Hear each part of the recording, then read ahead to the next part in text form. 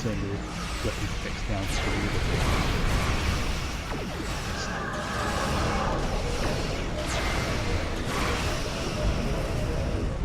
Survive the Borg Armada. Oh, lovely. Just clean that off. Which means there's more Borg incoming. Lovely.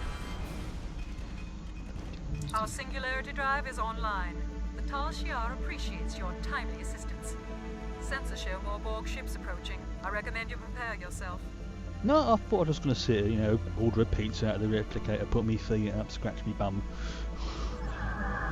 We are responding to a distress call from an IRW RNA. Normally we wouldn't provide assistance to So the these are the good Tal Shiar, Romulans. but These Borg are a threat to all of us. These are the ones that are our However, friends. you appear to have things well in hand. Do you require assistance? Let's see, up against the Borg? Yeah, Commander, any assistance you provide would be helpful. That's a cube again. Two cubes, actually. Lovely.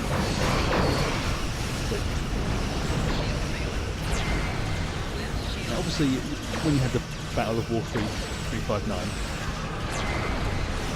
one Borg cube decimated the entire Federation fleet. This is now, I think it's 10, maybe 15 years after that. The technology's got a little bit better. Let's just mess up this cube. You can only fire when you're within 10 kilometers. It's the standard default. I'll just finished an assignment.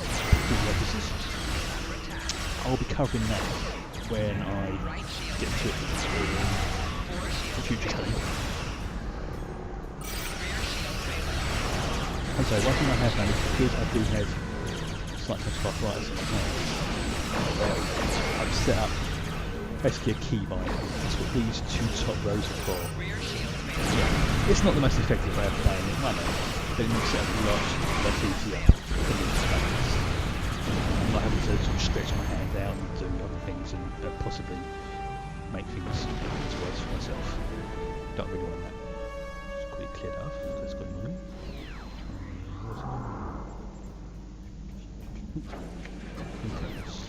It was that one. Ooh, and I've got nice.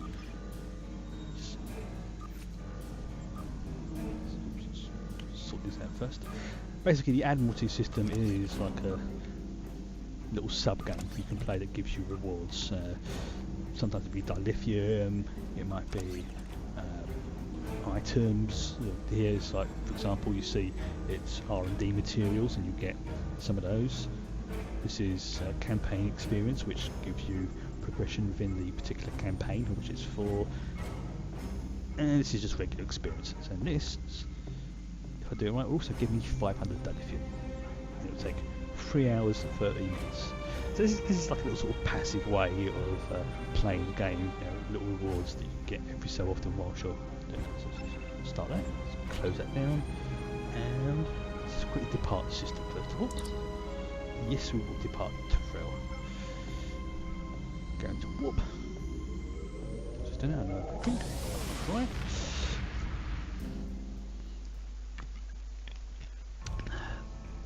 Oh, that's a bit bright. That's better. If I just click on this icon here. Ooh, that's better. Where angels fear to tread. Basically just debriefing 10 mission. So I get 480 dilithium, 11,000 experience points. Expertise is what you use to improve your bridge officers and to swap out their abilities and give them new ones and bits and pieces like that. Dilithium always, as I said before, about getting the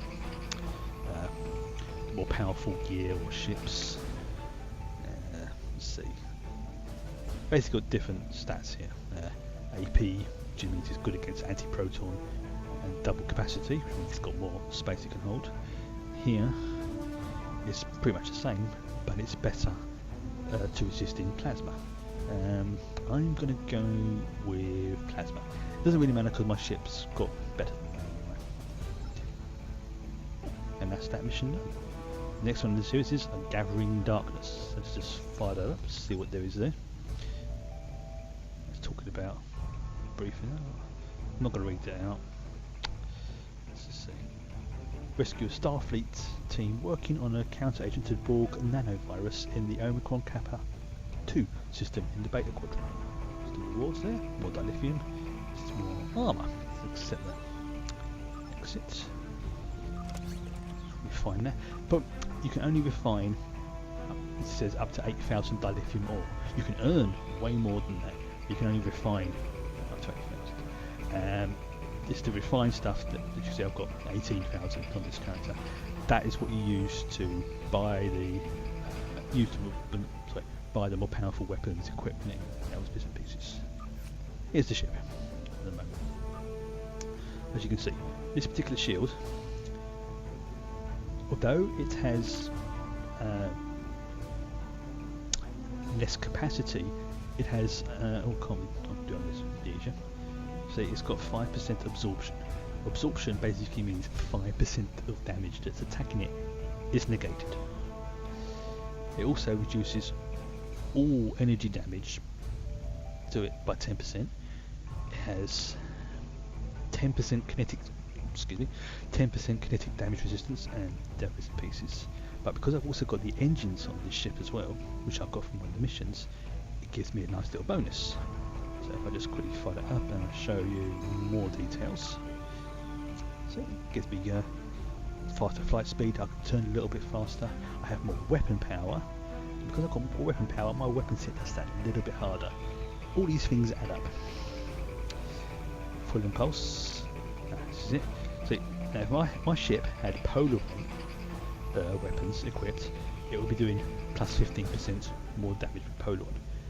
And the drain expertise means that if I was sent up a ship that drained shields or health from another vessel, it will basically increase the effectiveness of that particular skill. As it says there, improves energy and shield drains and my resistance.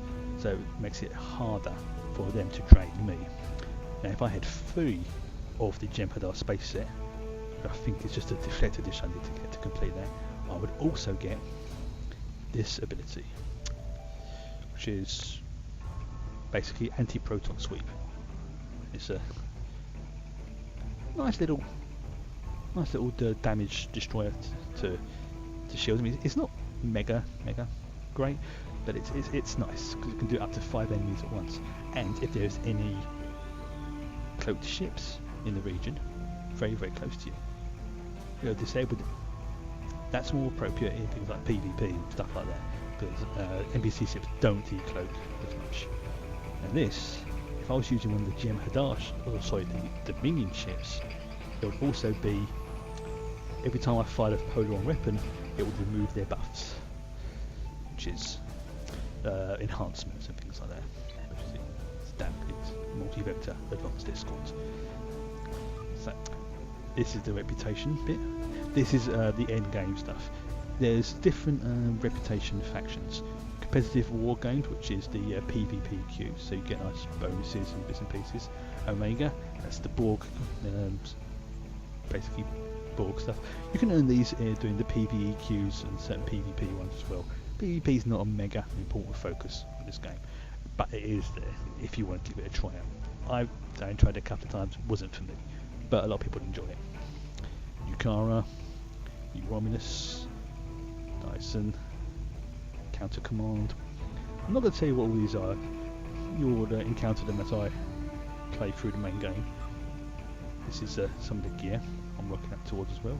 Terran Task Force, which is like Mirror Universe and stuff like that. Temple Defense, which is interesting. And I think Lucari is the newest one. I'm not 100% sure.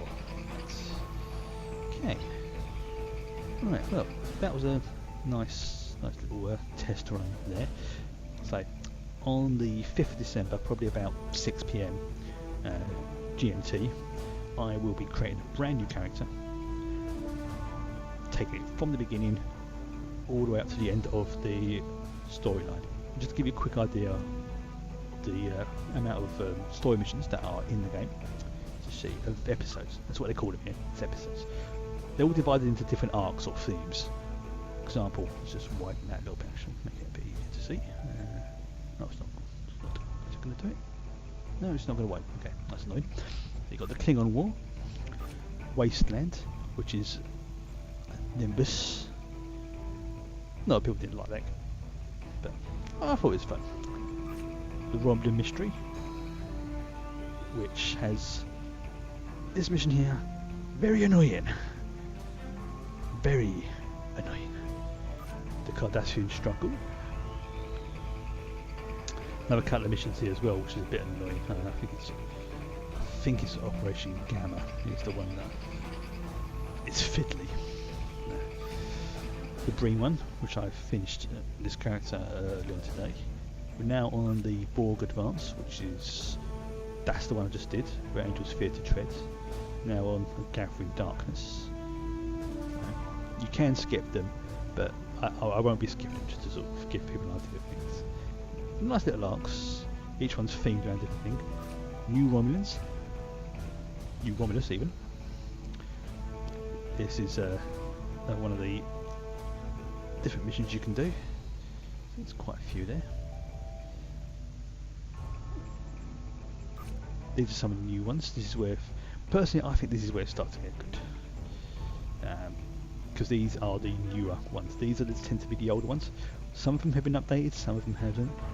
But they're not as good, in my opinion, as the later ones.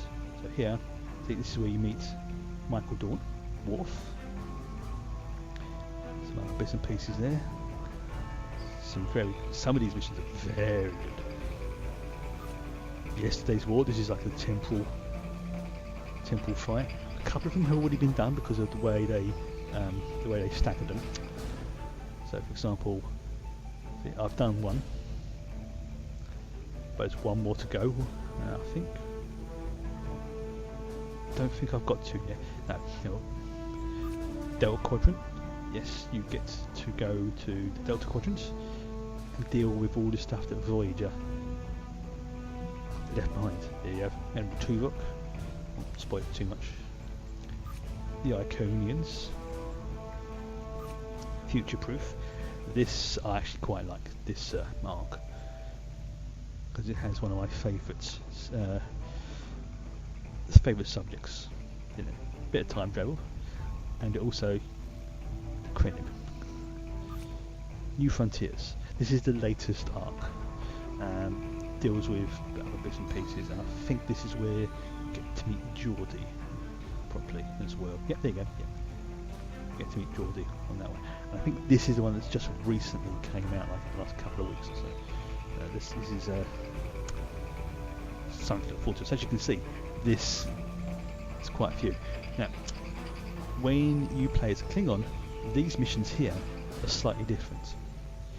They're more focused on various bits and pieces, although there is a bit of overlap. Obviously, you know, you can't really have Welcome to Earth Space Dock when you're a Klingon. It's the same if you're one of the Romulans as well. Officially, there's only two factions in the game, the Klingon side and the Federation side. But there's two sub-factions. There's the what's called Original Series faction, which is Federation only, and then there's the Romulan. If you play as a Romulan, you do get to choose between going between the Klingons or the Federation. Think of it if you've ever played World of Warcraft, like the Pandarians. You have to choose a faction once you've completed the tutorial. The Romulans have access to some really interesting ships, but the downside is they don't get as many ships to choose from, but their ships are more versatile, more powerful in some regards and weaker in others. The Federation obviously have the most ships. A lot of people say the Klingons are probably the most fun to play. I personally prefer the Federation because it's the Federation and it means I can get access to ships like this. But I do have a couple of Klingon characters and I may show you them one day. Not today though. Actually, no, I might do. Yeah, let's just show you my let's just change character so you can see my character. Let's quickly look at my character list. Right. This is something I really like, this particular feature here. Your characters, your away team, yourself and your ship in the background. This is my Andorian. See, she's got Borg